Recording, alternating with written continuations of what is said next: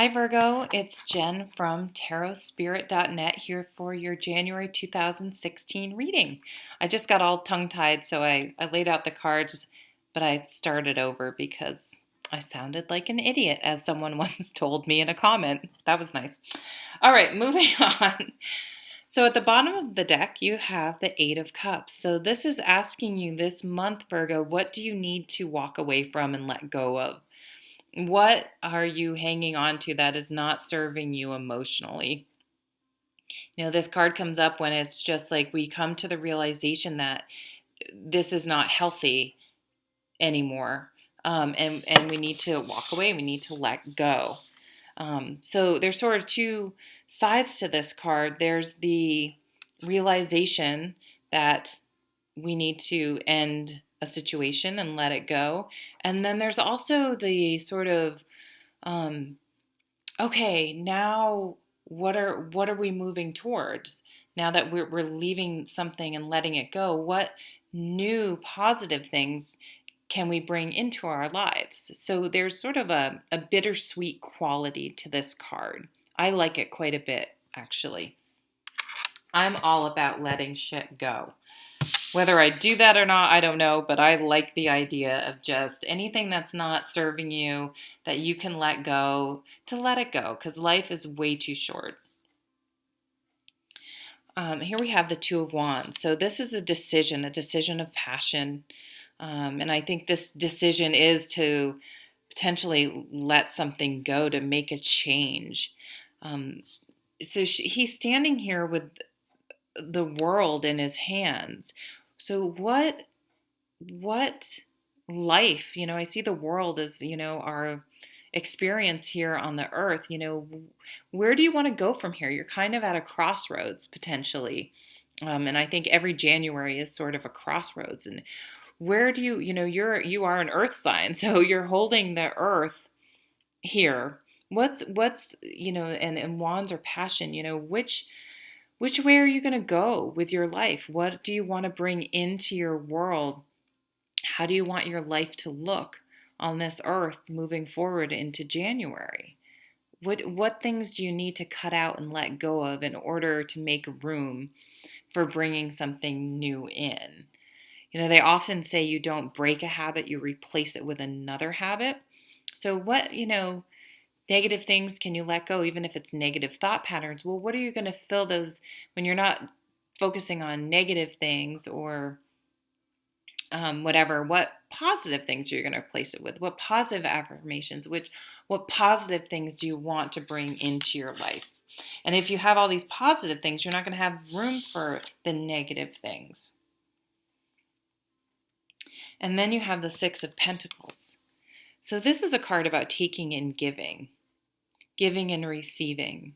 So perhaps you need to let go of someone in your life who was just taking, and the balance was missing. You feel like you give way too much in this relationship or situation than you ever give back. And it gets to a point where, yeah, it's nice to give and you can be a generous person, but there are some people that are just never satiated, and you will just give until you have nothing left. And that doesn't make any sense. Then you're just like a martyr or something. Like, why are you doing that? Sort of like a codependent relationship. What are you getting out of it if you constantly give to someone and never give back? Are they going to, then they're going to accuse you of being selfish, which, isn't true. So don't let these energy vampires and people who just drag you into their crap bring you down. So you need to make a decision who's worth giving to and not. And make sure you are also open to receiving and that you aren't sort of creating a situation by never allowing anyone to give and then saying, oh, you will do all the giving, or, that can happen sometimes too. So just make sure you're looking at, it's sort of a balance thing. We have a decision here that there's sort of a dual balancing act going on. And where are there imbalances and where do you need to make some adjustments? And then we have the Five of Wands. So the Five of Wands is a card about competition. And this can be a competition can be sort of positive or negative. And I like to use the example if you're a runner and you'd like to do 5Ks on the weekends. And it's great because it's fun, it's friendly, it keeps you motivated to run during the week. And you can sort of try to beat your time, or, the same people may do the the running circuit with you and you make some friends or something like that, or you can just be so intent on beating your time and beating other people that it can become sort of stressful and negative and almost unmotivating, because it just brings you're sort of setting up to fail in a way, because if you just make it impossible to ever attain your goal, it's not healthy. So this card is sort of about perception in a way, or if you're around people that sort of suck the fun out of things by making, friendly competition into more than it is, and just becomes like too much. Like those are the types of people that I think the Eight of Cups is asking you to walk away.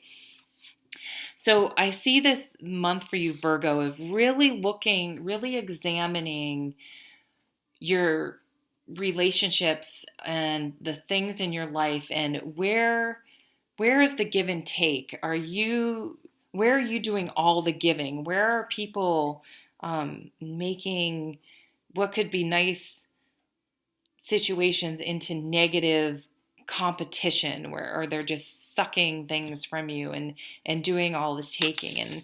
And what do you want your life to be like moving forward?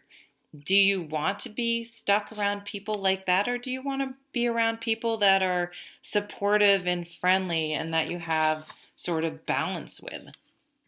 So I kind of see this as like a housekeeping type of month for you guys. What clutter that's just bringing negativity into your life can you get rid of? What can you clean out in order to bring more balance and give and take and supportive people, instead of people that are just sort of takers and just bring negative feelings, negative thoughts, negativity into your world. I really don't like that. I don't really tolerate. I'd rather have a couple good friends than a bunch of people, and people that are sort of just, negative. They always have, they take, but then they somehow act like they're the victim and they never have enough. It's very interesting um,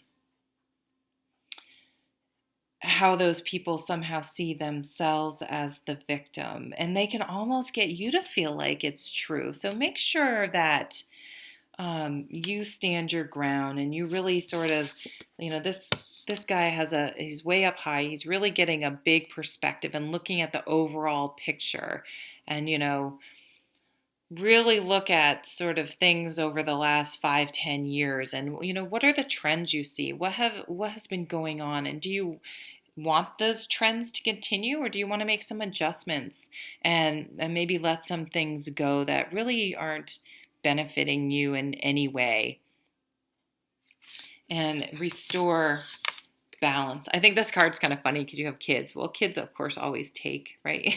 They're kids. But you can be a good example to your children by showing that it's okay to set healthy boundaries, and that it's not okay to allow some people just to take.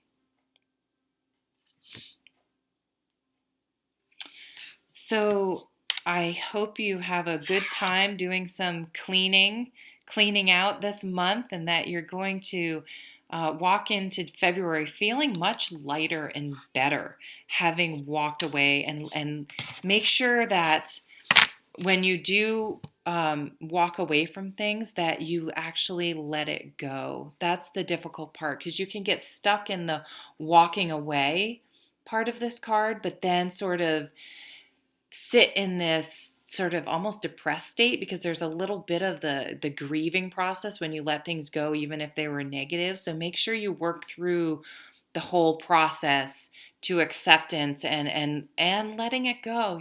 Sometimes you can do rituals where you sort of write things down, whether they're negative thoughts, negative people, negative situations, and say, I'm going to let these go, and sort of burn them or bury them in the backyard, and just like, they're gone. I'm getting rid of them, and sort of train yourself to say, okay, let it go. When you start going there again, like, why did they have to be like that? Why did that have to be?